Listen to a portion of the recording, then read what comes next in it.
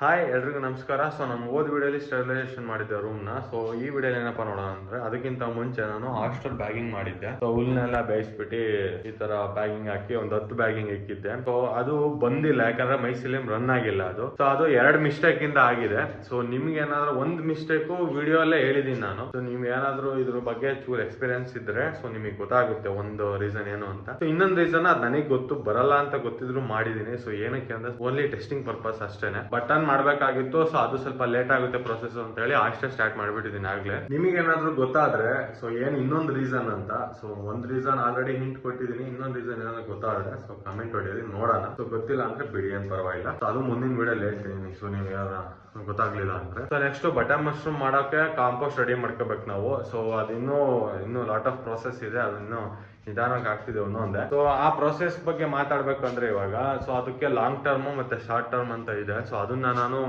ಮುಂದಿನ ವಿಡಿಯೋಸ್ ಅಲ್ಲಿ ಬರೋ ವಿಡಿಯೋಸ್ ಅಲ್ಲಿ ಹೇಳ್ತೀನಿ, ನಾನು ಯಾವ ತರ ಮೆಥಡ್ ಇದೆ, ನಾನು ಯಾವ ರೀತಿ ಮಾಡ್ತೀನಿ ಅಂತ. ಸೊ ಇದಿಷ್ಟು ಇವತ್ತಿನ ವಿಡಿಯೋಸ್. ಮುಂದಿನ ವಿಡಿಯೋ ಸಿಗುವ.